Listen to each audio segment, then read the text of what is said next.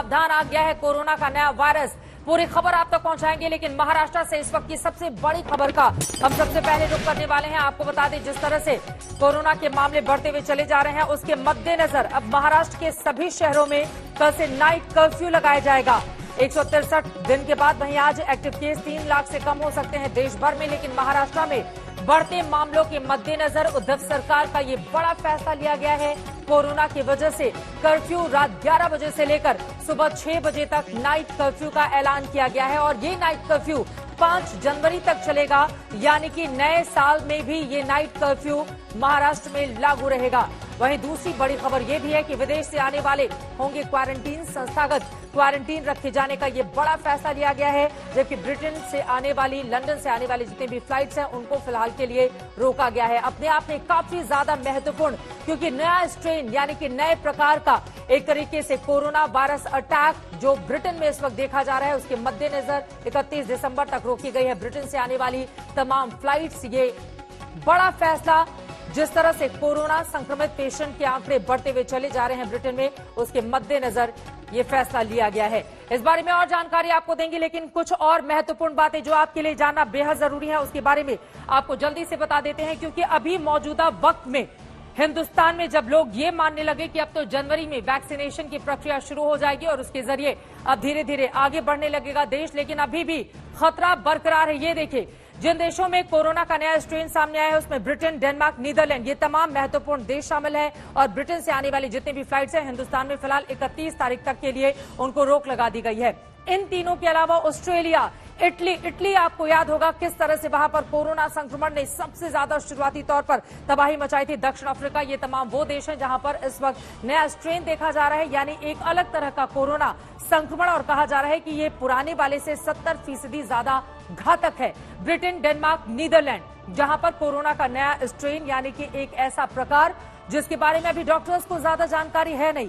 एक तरफ वो पुराना प्रकार जो चीन के वुहान से निकला था कोरोना वायरस, और अब दूसरी तरफ जो ब्रिटेन, इंग्लैंड को घेर रहा है, उसने तमाम देशों की चिंताएं बढ़ाकर रख दी हैं और इसी वजह से ये अपने आप में काफी ज्यादा महत्वपूर्ण हो जाता है कि फिर आगे इस पूरे मामले में हिंदुस्तान कैसे निपटेगा।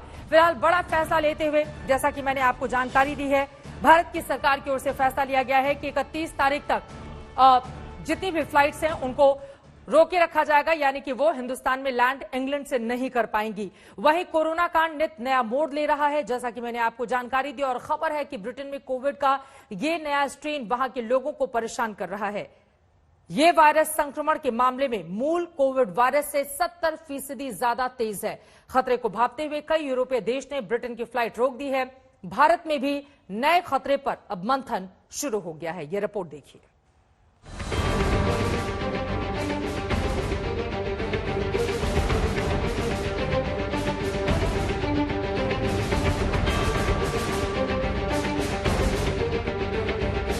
दुनिया में आएगी कोरोना की नई लहर।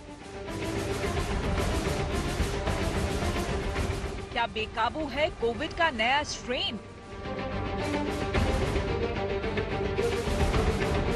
क्या चीन के बाद ब्रिटेन बना दुनिया के लिए खतरा?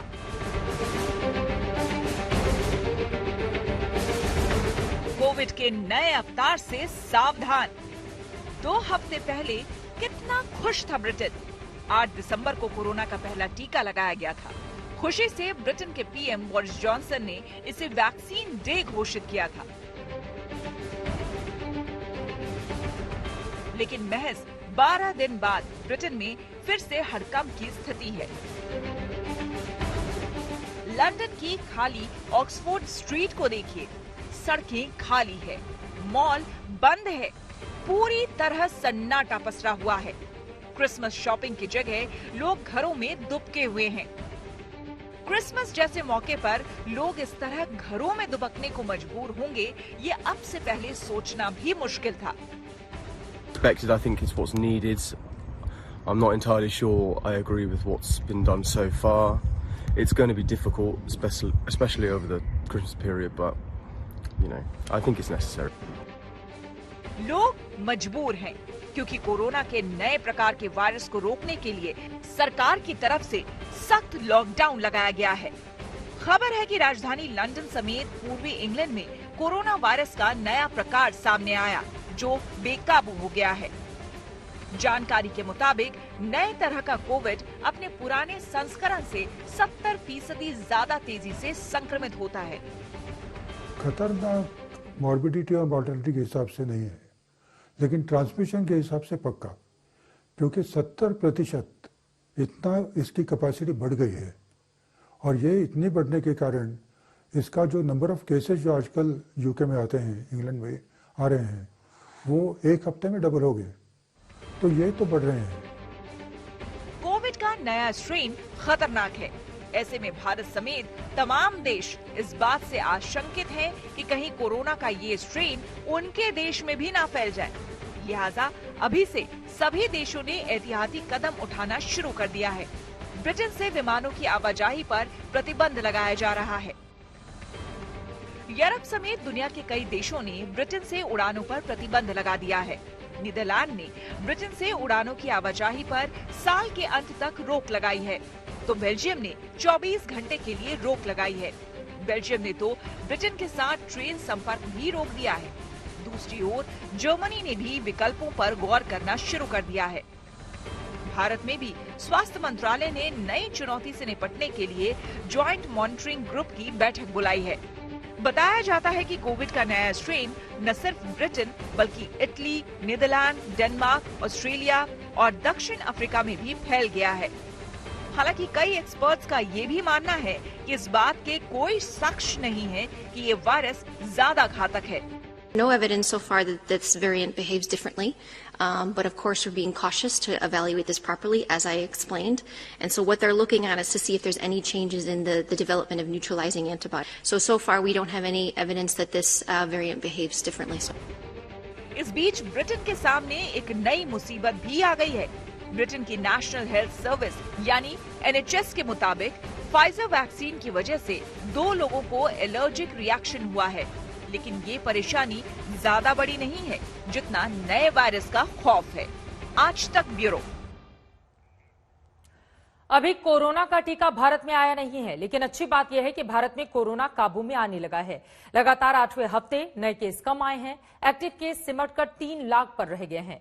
ऐसे में सवाल यह है कि क्या भारत कोरोना से जंग जीत गया है?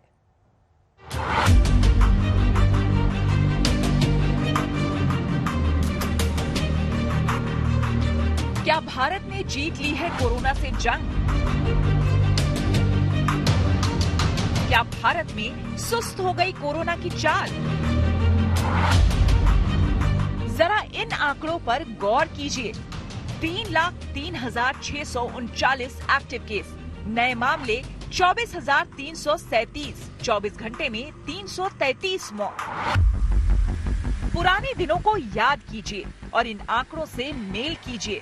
अंतर साफ नजर आ रहा है। कहां तो एक दौर ऐसा भी था जब हर रोज 90,000 से ज्यादा नए मामले आ रहे थे, और अब ये दौर है जब लगातार 8वें दिन 30,000 से कम कोरोना केस दर्ज किए गए। तो क्या भारत कोरोना से जंग जीत गया है? देखिए, अब जो मुझे लगता था कि जितनी तकलीफों से हम गुजरे हैं, वो तकलीफें अब खत्म होने की दिशा में आगे बढ़ रही हैं। और उसके साथ साथ आप जान रहे हैं कि आने वाला जो वर्ष है उसमें जो वैज्ञानिकों ने रिसर्च किया है बीमारी से लोगों को बचाने के लिए वैक्सीन की खोज में, वो भी दिशा सफलता की ओर बढ़ रही है। भारत के संदर्भ में एक बढ़िया संकेत ये है कि कोरोना वायरस से होने वाली मौतें प्रति 10 लाख की आबादी पर दुनिया में सबसे कम है। यही नहीं, पिछले 5 हफ्तों में कोरोना की औसत दैनिक नई मौतों में गिरावट आई है। देश में कोरोना से मृत्यु दर 1.45% है, जबकि रिकवरी रेट 95% से ज्यादा है। एक्टिव केस करीब 3% है। ये इस बात की तरफ भी इशारा करते हैं कि भारत इस वैश्विक महामारी से लड़ने में दूसरे देशों से बाजी मार गया। अब जब भारत वैक्सीन मैन्युफैक्चरिंग के मामले में आगे बढ़ रहा है, ये दावा पीएम मोदी भी लगातार करते रहे हैं। भारत आज उन देशों में है जहां पर रिकवरी रेट भी बहुत ज्यादा है। भारत उन देशों में भी शामिल है जहां पर कोरोना की वजह से होने वाली मृत्यु दर इतनी कम है।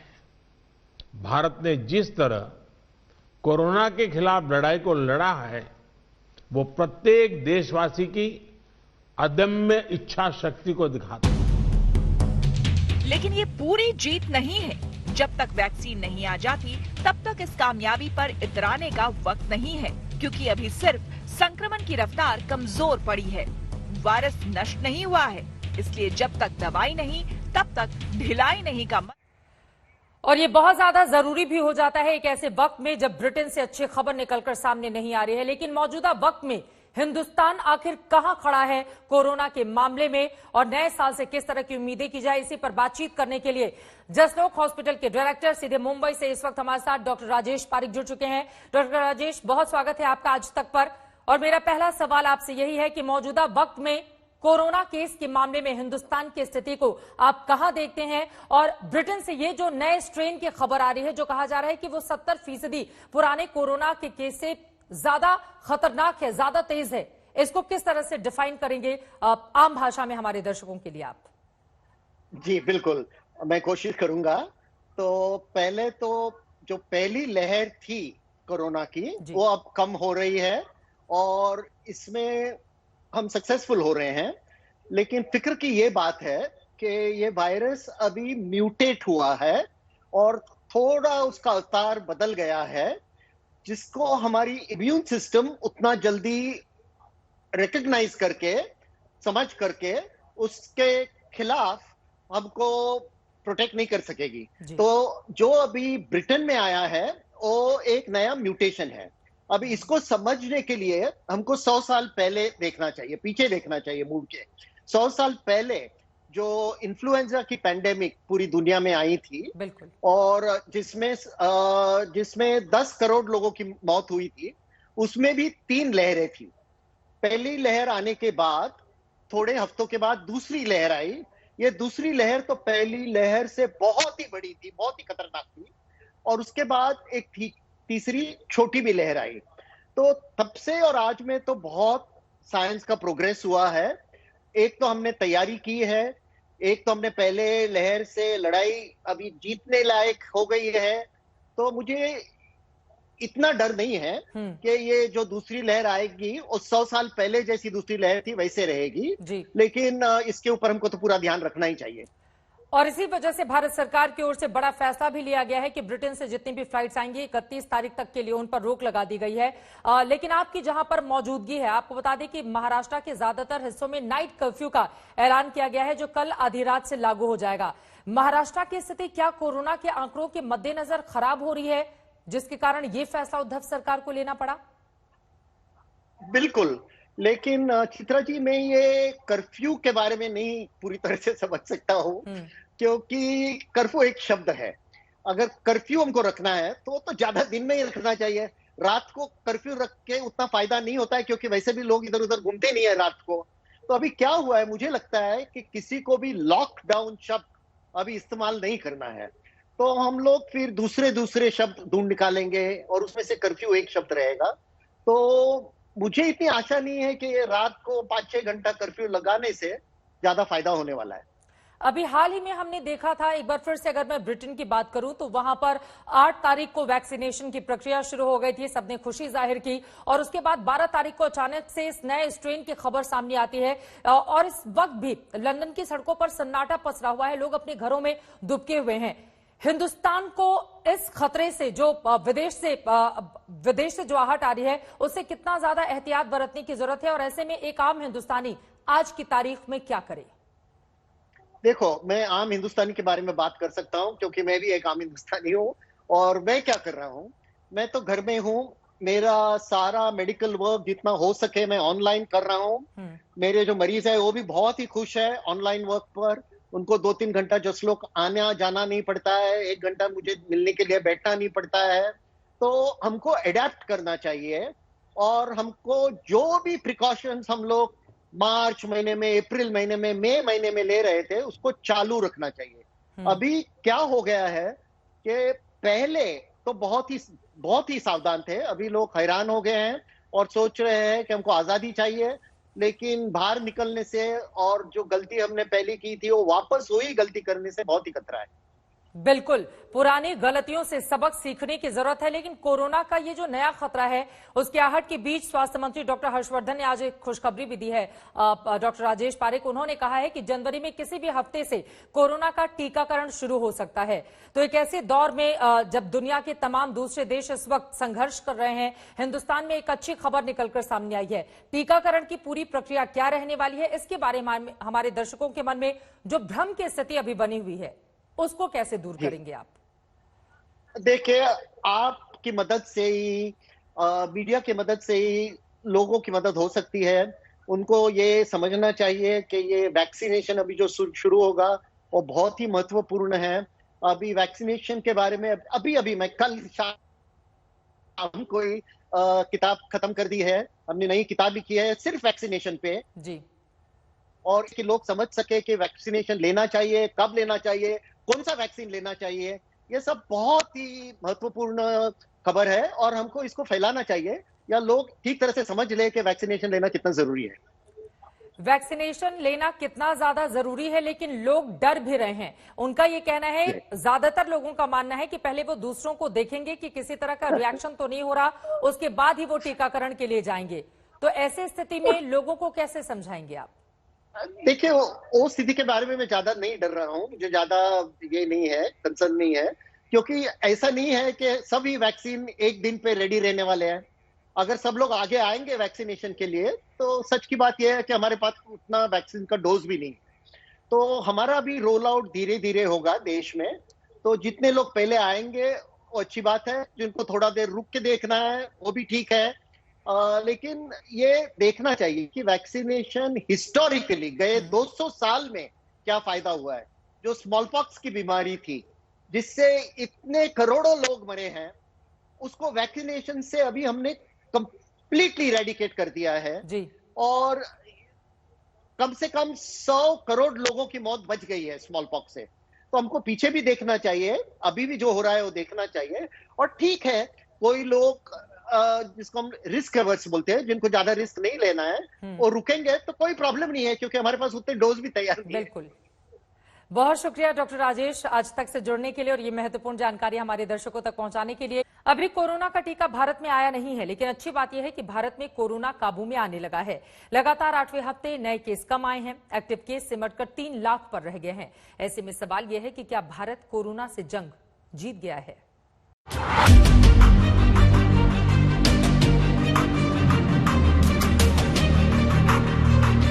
क्या भारत ने जीत ली है कोरोना से जंग?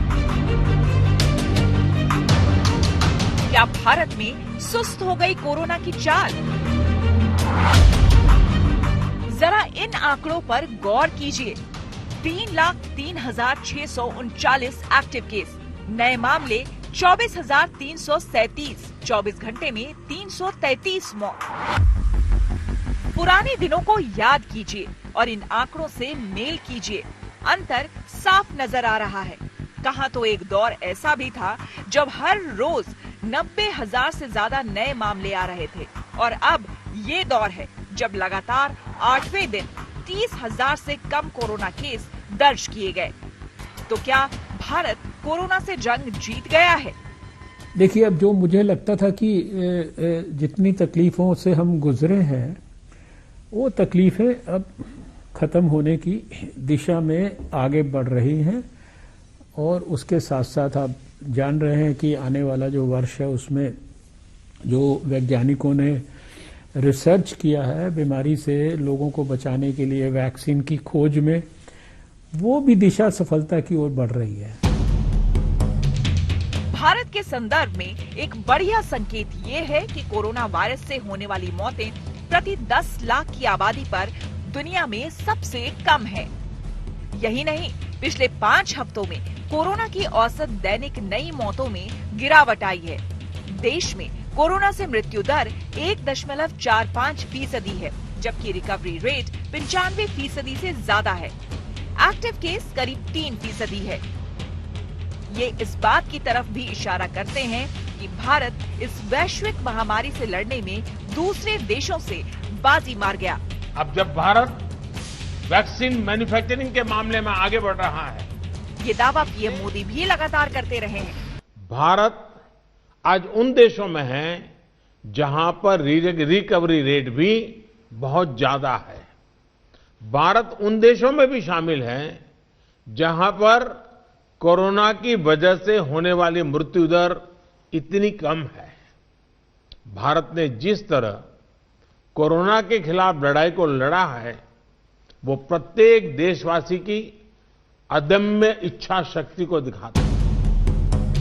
लेकिन ये पूरी जीत नहीं है। जब तक वैक्सीन नहीं आ जाती, तब तक इस कामयाबी पर इतराने का वक्त नहीं है, क्योंकि अभी सिर्फ संक्रमण की रफ्तार कमजोर पड़ी है।